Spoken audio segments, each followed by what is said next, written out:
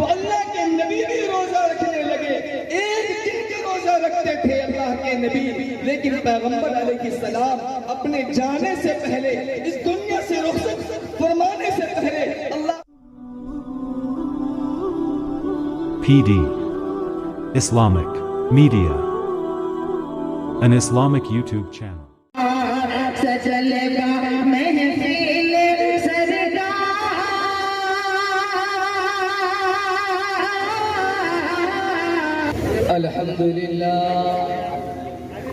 الحمد لله رب العالمين والعاقبة للمتقين والصلاة والسلام على أشرف الأنبياء والمرسلين.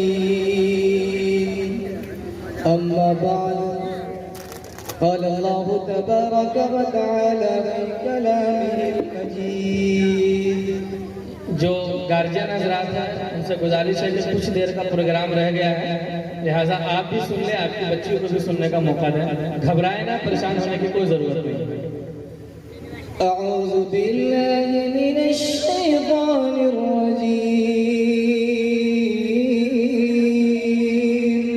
بسم اللہ الرحمن الرحیم.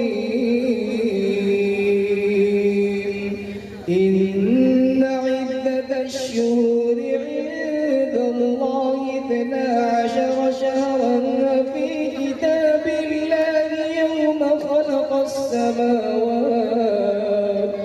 يوم خلق السماوات والأرض منها 4 حرم ذلك الدين القيم صدق الله العظيم وصدق رسوله النبي الكريم.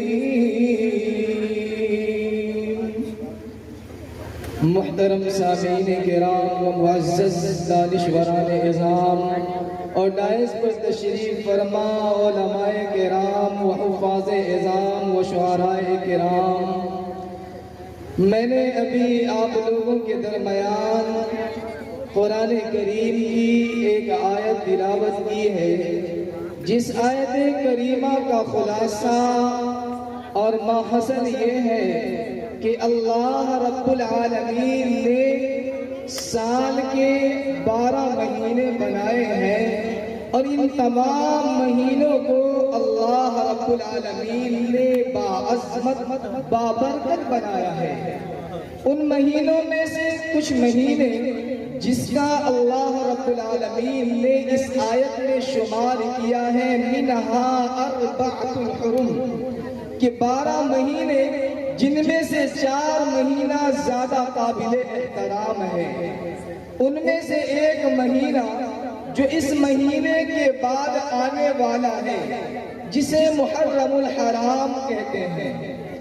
یہ محرم الحرام اسلامک اعتبار سے پہلا مہینہ ہے، جس مہینے کی عظمت اور جس مہینے کی عزت قرآن کریم کی اس آیت سے واضح اور ظاہر ہوتا ہے. اور خصوصاً اس مہینے میں اللہ رب العالمین نے 10ویں محرم الحرام وہ دن رکھا ہے جس کی عظمت اور بھی زیادہ ہے. کیوں زیادہ ہے؟ کیونکہ متعدد لوگوں نے مختلف وجہیں بیان کی ہیں، لیکن سب سے بہتر وجہ اس کی عظمت کا، اس کی عزت کا اللہ رب العالمین جانتا ہے. علماء نے لکھا ہے، لیکن کچھ باتیں بے بنیاد ہیں جس کی کوئی اصل نہیں ہے. مثال کے طور پر لوگوں میں مشہور ہے کہ حضرت آدم علیہ السلام اس کائنات پر جب تشریف لائے تو محرم الحرام کی 10ویں تاریخ تھی، لیکن حقیقت یہ ہے کہ اس کی کوئی بنیاد نہیں ہے، اس کی کوئی اصل موجود نہیں ہے. اسی طریقے سے حضرت ابراہیم علیہ السلام کو جب ظالموں نے آگوں کے سپرد کیا تھا اور اللہ رب العالمین نے اس آگ کو گلے گلزار بنا دیا تھا، قُلْنَا يَا نَارُ كُونِي بَرْدًا وَسَلَامًا عَلَىٰ إِبْرَاهِيمَ، جب لوگوں کو آگ کے سپرد کیا تھا تو رب العالمین نے اپنے محبوب کے لیے اپنے نبی کے لیے اللہ نے اس آگ کو گلے گلزار بنایا تھا. لوگوں نے لکھا ہے کہ جس دن گلے گلزار بنایا گیا وہ 10ویں تاریخ ہے، لیکن حقیقت یہ ہے کہ اس کا بھی کوئی وجود اور ثبوت نہیں ملتا. البتہ اس مہینے کی اس تاریخ میں کچھ واقعات ملتے ہیں جس کا کچھ روایت جو مضبوط روایتوں سے ثبوت ملتا ہے. مثال کے طور پر کہ حضرت موسیٰ علیہ السلام و تسلیم، حضرت موسیٰ علیہ السلام و تسلیم کے زمانے میں فرعون یہ ظالم مردود تھا جن کا عمل خدا کے خلاف ہوا کرتا تھا، رب العالمین کا بابی تھا، رب کا دشمن تھا. انہوں نے حضرت موسیٰ علیہ السلام و تسلیم کے خلاف بغاوتیں لڑی تھی. حضرت موسیٰ علیہ السلام و تسلیم جب ان کو دعوت دی اور انہوں نے نہیں مانا، حضرت موسیٰ علیہ السلام و تسلیم کے پیچھے پڑ گئے. حضرت موسیٰ کو حکم ہوا اور حضرت موسیٰ علیہ السلام و تسلیم جب دریائے نیل کی طرف چل پڑے. جب اس مقام پر پہنچے تو دیکھا آگے بھی دریا ہے، راستہ بند ہے، پیچھے بھی دشمن ہے، سامنے ہر طرف راستہ بند ہے. اب جائیں تو کس طرف جائیں؟ اے میرے بھائیوں، گھبرانے کی ضرورت نہیں ہے. جس بندے کو اپنے رب پر یقین ہوتا ہے، جس بندے کو اپنے رب کی ذات پر اعتماد ہوتا ہے تو رب راستے کھول دیتا ہے. حضرت موسیٰ علیہ السلام و تسلیم کے سامنے دریا ہے، پیچھے دشمن ہے، اور وہ ایسا دشمن نہیں بلکہ جانی دشمن ہے. وہ یہ سمجھ رہا تھا حضرت موسیٰ کو قتل کر کے اسلام کا چراغ گل کر دیا جائے. حضرت موسیٰ علیہ السلام و تسلیم کو حکم ہوا، اے موسیٰ کیا دیکھتے ہو؟ اپنی لاٹھی اپنے عصا کو زمین پر مارو. حضرت موسیٰ علیہ السلام و تسلیم نے زمین پر مارا، وہ بارے راستے بن گئے. حضرت موسیٰ علیہ السلام و تسلیم اسی راستے سے دریا کو عبور کر گئے. جب دشمنوں نے دیکھا کہ موسیٰ اس راستے سے نکل گیا ہے، ہم بھی نکل کر اسے پکڑ لیں گے، لیکن رب کی عدالت بڑی سخت ہے میرے بھائیوں. یاد رکھنا کہ رب العالمین کی عدالت میں جب کوئی پکڑا جاتا ہے وہ بھاگ نہیں سکتا ہے. ان فرعونیوں نے یہ سوچا، یہ سمجھا تھا کہ ہم اس راستے سے نکل کر حضرت موسیٰ کو پکڑ لیں گے. حضرت موسیٰ نکل گئے. یہ فرعون نے بھی سوچا اور دریا میں اپنے گھوڑے ڈال دیے. اللہ رب العالمین نے اسے تہوبالا کر دیا، برباد کر دیا. جب بھی کوئی انسان اسلام کے خلاف اٹھتا ہے، پنپتا ہے، تو رب کا یہ فیصلہ ہوتا ہے ایک نہ ایک دن کہ اس کی تباہی، اس کی ذلت مقدر بن جاتی ہے. تو اللہ رب العالمین نے جس دن حضرت موسیٰ کو نجات دیا تھا وہ دن محرم الحرام کی 10ویں تاریخ تھی. اور اسی وجہ سے بنی اسرائیل یہودی اس دن روزہ رکھتے ہیں. اور اللہ کے نبی جناب محمد عربی صلی اللہ علیہ وسلم نے جب اس حالت کو دیکھا تو اللہ کے نبی بھی روزہ رکھنے لگے. ایک دن کے روزہ رکھتے تھے اللہ کے نبی، لیکن پیغمبر علیہ السلام اپنے جانے سے پہلے، اس دنیا سے رخصت فرمانے سے پہلے، اللہ کے پیغمبر نے لوگوں سے بتایا تھا، لوگوں سے یہ کہا تھا اور امید جتائی تھی کہ اگر میری زندگی رہی، اللہ نے مجھے زندگی میسر فرمایا تو پھر انشاءاللہ رب العالمین آئندہ سال 2 روزے رکھوں گا.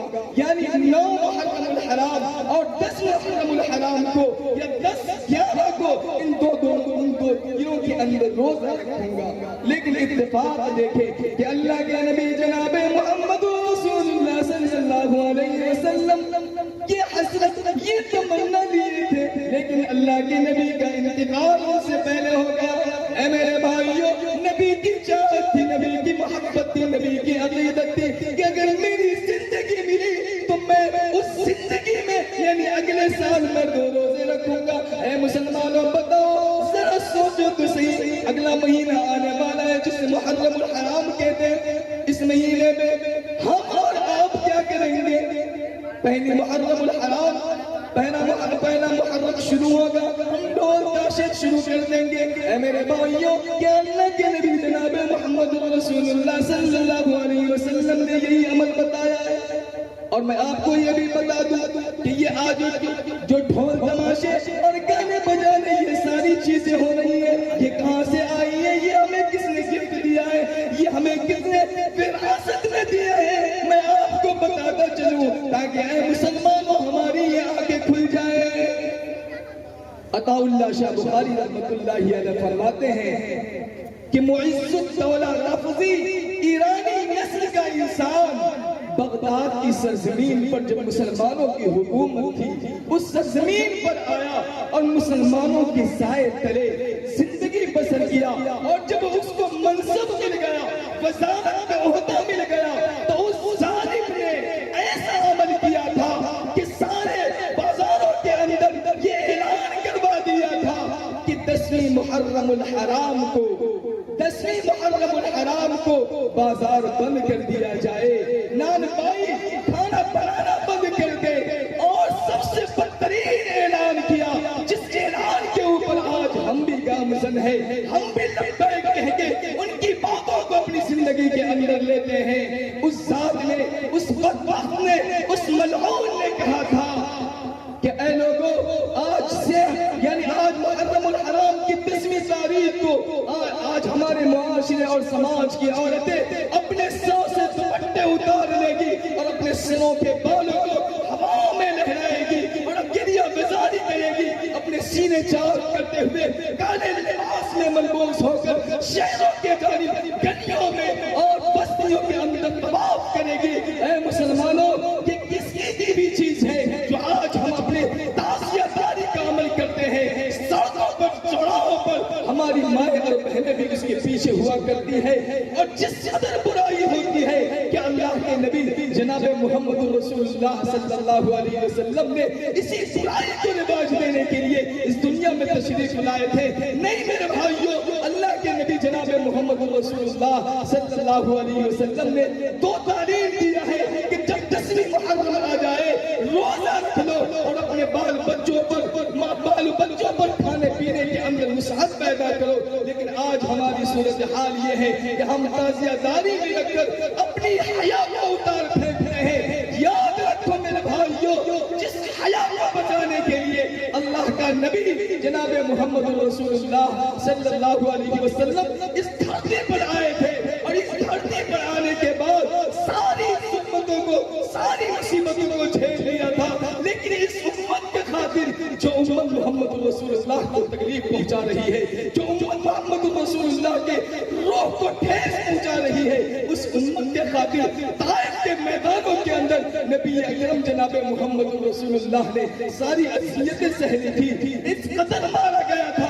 کہ نبی کا جسم مبارک خون سے لہو لہان ہو گیا تھا۔ اس لیے اے گڑھا کے مسلمانوں، اگلا مہینہ محرم الحرام کا آنے والا ہے، ہم سب کوشش کریں کہ یہ وراثت جو ایک ظالم مردود نے دیا ہے، جو ملعون نے دیا ہے، اس وراثت کو اپنے پاؤں تلے کچل کر رکھیں گے انشاءاللہ۔ اللہ رب العالمین کہنے سننے سے زیادہ عمل کی توفیق مرحمت فرمائے، آمین وآخر دعوانا ان الحمدللہ رب العالمین۔ یوٹیوب پر ہمارا چینل دیکھ رہے ہیں تو کرپیا سبسکرائب کریں، اور اگر فیس بک پر دیکھ رہے ہیں تو پیج کو فالو کریں۔ آپ کا اپنا چینل PD اسلامک میڈیا۔